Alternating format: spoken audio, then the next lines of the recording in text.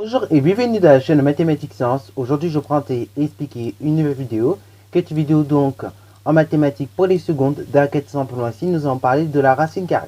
Alors, la racine carrée ici, on va tout simplement ici dans cette vidéo ne faire que la définir. Dans une prochaine vidéo, on verra quelques formules de calcul sur les racines carrées. Mais là, dans cette vidéo, on va juste la définir. Donc, ici, la racine carrée, qu'est-ce que c'est? Eh bien, on va définir ça de façon, comment dire, algébrique. Pas comme en quatrième, on avait pris des exemples géométriques du style le théorème de Pythagore, ou encore, par exemple, aussi l'exemple d'un carré. Okay, là, on va vraiment définir ça de façon algébrique. Bon, en soi, ça part un peu de la définition avec le carré, hein, ça va vous faire rappeler ça, mais bon, c'est pas grave.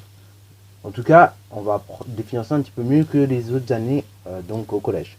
Donc, la racine carrée d'un nombre A, qui est strictement positive, hein, parce que sinon, dans ce cas-là, ce nombre n'existe pas. Et en fait, ça n'a pas de sens. Si on fait la racine carrée d'un nombre négatif, par exemple, racine carrée de moins 4, ça n'aura pas de sens. Okay, donc voilà, la racine carrée d'un nombre A strictement positif, okay, c'est tout simplement le nombre qui, élevé au carré, va donner A. Autrement dit, donc, on aurait racine carrée de A fois racine carrée de A, qui va donner A. Ok, voilà, voilà. Donc, par exemple, hein, on va prendre quelques exemples pour appliquer la définition. Donc, si on fait racine carrée de 1, ok, et qu'on élève cette racine au carré, bah, ça va donner donc racine carrée de 1 fois racine carrée de 1, ce qui va donner donc 1 lui-même, le nombre lui-même. Par exemple, également, racine carrée de 3,6, je vais lever carrément au carré, comme ceci. Donc ça va me donner racine carrée de 3,6 fois racine carrée de 3,6. Autrement dit, donc 3,6. Ok, ça me donne le nombre lui-même. Ok, donc autrement dit, ça répond bien à la définition, c'est-à-dire que la racine carrée d'un nombre A strictement positif, c'est le nombre qui, élevé au carré, va donner le nombre A. Ok, voilà. Par exemple, également, on pourrait raisonner dans l'autre sens. Dire que 9, c'est donc 3 au carré. Et donc, bah, étant donné que 9, il est bien positif, dans ce cas-là, on aurait racine carrée de 9 élevé au carré, qui serait égal à racine carrée de 9 fois racine carrée de 9, c'est-à-dire donc 9. Ok, voilà vous. Et de même, ici on pourrait très bien dire aussi que, du coup, étant donné que 9 c'est 3 au carré, racine carrée de 9, c'est 3, tout court.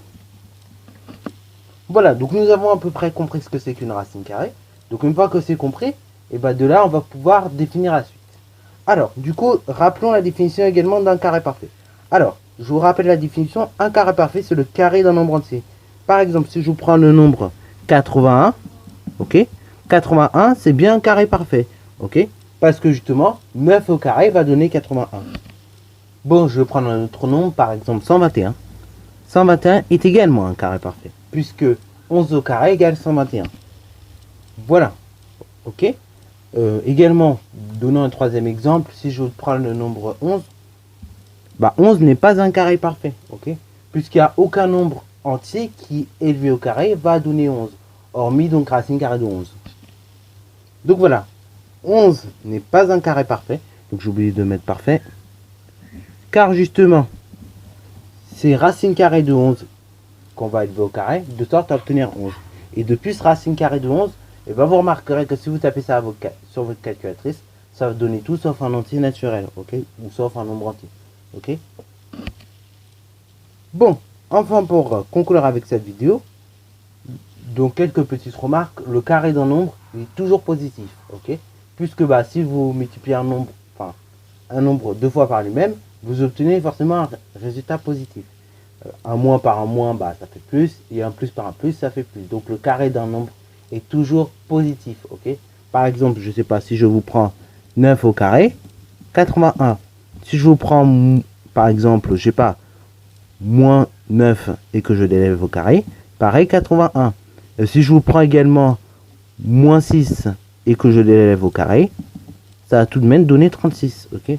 De même que si je prends, je sais pas, moins 11, je l'élève au carré, ça va donner 121, ok. Cela est dû au fait que, par exemple, dans le cas de moins 9 au carré, on fait donc moins 9 fois moins 9, ok. Pareil pour moins 6 au carré, c'est donc moins 6 fois moins 6. Et de même, c'est la même logique encore une fois, pour moins 11 au carré, c'est donc moins 11 fois moins 11. Ok? De sorte à obtenir 121. Ok? Voilà, donc ça première des choses. Également, deuxième des choses, je n'ai pas arrêté de le dire, mais on peut pas, racine carrée en fait d'un nombre négatif ne subsiste pas. C'est-à-dire que ça n'a pas de sens. Par exemple, écrire racine carrée de moins 7, ça n'a strictement pas de sens. Ok? Ça n'existe pas. Par contre, on verra qu'écrire racine carrée de moins 7 au carré, c'est un sens. Ok? C'est un sens. Voilà, voilà. Voilà. Alors, le mieux c'est mettre l'exposant effectivement à l'intérieur, mais on pourrait très bien le mettre à l'extérieur également. Ok? Voilà, voilà. Alors, justement, je vous ai dit, ce genre de notation a quand même un sens. Ça ne sert pas à rien. Ça a tout de même un sens.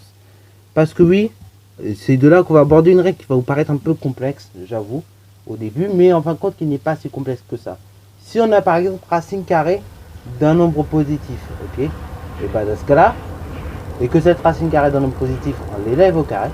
Donc si on a un nombre tout simplement a, et donc qu'on élève a au carré, donc ça donnerait racine carrée de a au carré, et bien dans ce cas-là, ça va valoir a, à condition de que a soit strictement positif. De même, si on a un nombre a, ok, et donc qu'on effectue a au carré, et bien dans ce cas, ça va donner moins a, à condition donc que a soit négatif. Donc reprenons l'exemple de tout à l'heure. Donc je vais l'écrire un petit peu mieux. Si on a racine carrée par exemple de moins 7 et que je l'élève au carré, bah si on applique la règle, ça fait donc moins 7, ok? Moins 7. Et moins 7, ça fait donc plus 7.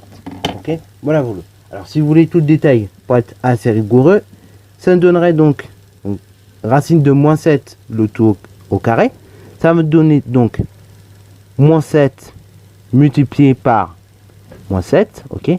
Alors bien évidemment, comme c'est dans une racine, j'oublie pas de préciser qu'on est dans une racine carrée. Ok, ça me donnerait racine carrée de moins 7 fois moins 7, ce qui me donnerait donc racine carrée de 49, puisque moins par moins ça fait plus, 7 fois 7, 49. Et racine carrée de 49, c'est donc 7. Ok? Pour vous donner un autre exemple, toujours avec la seconde règle, après on va donner un exemple avec la première. Par exemple, si j'ai racine carrée ce coup-ci de moins 5 au carré. Ok? Vous êtes bien d'accord? Si j'applique directement ma règle, hein, elle nous dit quoi la règle? Elle nous dit que justement, si on a un nombre a et qu'on fait donc racine carrée de a au carré, et ben ça va donner moins a. Ok? Autrement dit, ça va donner l'opposé de a. Ça va donner l'opposé de a lorsque a est négatif. Ok? Là, vous avez bien marqué a est négatif. Résultat, c'est son opposé, c'est plus 7. Ok? C'est pas moins 7, c'est plus 7. Et ben là, vous allez voir. Là, donc, moins 5, je vais les... Enfin, moins 5, racine de moins 5, le tout au carré. Ça va me donner donc racine carrée de moins 5 fois moins 5. Ce qui va me donner donc racine carrée de 25. Ce qui va me donner donc racine carrée de 5. Si je devais rédiger directement en appliquant ma règle, ça donnerait que racine carrée de moins 5 au carré, c'est tout simplement égal à moins 5. Ok? Moins 5, c'est donc plus 5. Et là, on voit bien qu'on a l'opposé de 5, de moins 5. Ok? De même qu'on avait l'opposé de moins 7 ici. Ok? Voilà, voilà. Donc, c'est vrai que cette règle paraît compliquée. Mais donc, ce qu'il faut obtenir pour la deuxième règle, c'est que si on a un nombre a, qu'on effectue on effectue donc racine carrée de a au carré, ça va donner donc l'opposé de a, à condition donc que a soit négatif. Ok? Donc, le nombre a qui est dans la parenthèse, il soit négatif. Ok? Si le nombre a qui est dans le radical ou et qui englobe en plus par une parenthèse est négatif, parce que là, ça vous donne l'opposé. Ok? Bon, alors du coup, je vous avais dit, bon, on a vu la seconde règle, maintenant, ce serait peut-être pas mal de revenir à la première. Donc, par exemple, si on a racine carrée de 5 au carré, ça va nous donner tout simplement 5. Ok? Ça, c'est si j'applique la règle. Ça, si je veux détailler, maintenant, ça va me donner donc racine carrée de 5 fois 5, ce qui veut dire racine carrée de 25, ce qui veut dire donc 5. Ok? Dans tous les cas, bah on revient à la même chose en fait. Ça revient à dire la même chose. Jusque là, j'applique ma règle. Et là, je détaille un peu plus. Ok? Donc, pareil, si vous voulez partenir la règle, bah comme pour précédemment, vous détaillez. Ou soit, vous retenez la règle et ça va beaucoup plus vite dans vos têtes. Ok? Par exemple également, racine carrée de 12 au carré. Voilà, genre de truc qui peut casser la tête. Moi, je dirais directement 12. Mais il y en a beaucoup, ils n'auront pas appris la leçon. Et donc, ils vont dire, dans ce cas-là, ceci est égal à racine carrée de 12 fois 12, ce qui n'est pas faux. Hein. Ce qui est égal donc à racine carrée de 144. Déjà, il y en a beaucoup, ils vont bugger avant de trouver 144. Et après, ils vont dire, ah, 144, il me dit quelque chose. Il y en a d'autres, ils vont même pas y penser, tu vois, 144, que c'est un carré parfait. Or, 144, effectivement, c'est bien un carré parfait. C'est le carré de 12. Ok. Donc là, en effet, 144, c'est le carré parfait de 12. Ok, c'est le carré de 12. Dans ce cas-là, tu as donné ici un résultat de 12. Mais il y en a, ils vont hésiter. Et après, il y en a, ils vont faire des racines carrées. Ils vont faire pas mal de calculs inutiles. Alors qu'en fin de compte, tu apprends ta règle, ça va plus vite. Ok. Donc retenez bien la petite règle que je vais répéter à nouveau. Je vais peut-être pas la réfléchir. C'est que si vous prenez un nombre A, ok, un nombre A quelconque, que vous faites racine carrée de A au carré, dans ce cas-là, si le nombre est positif, ça va donner directement le nombre A. En revanche, si vous avez un nombre A, que vous faites racine carrée de A au carré, ça va vous donner moins A. Ok, ça va vous donner l'opposé de A. Ok, par exemple, racine carrée de moins 5 au carré, ça va vous donner 5, qui est l'opposé de moins 5. Ok, voilà vous. Donc j'espère que cette vidéo vous aura plu, qu'elle vous aura bien aidé, que vous retiendrez bien ces règles. Ok, que ça va bien en tout cas rester. Si c'est le cas, n'hésitez d'ailleurs pas à la liker, commenter et bonne résultat en mathématiques et en sciences.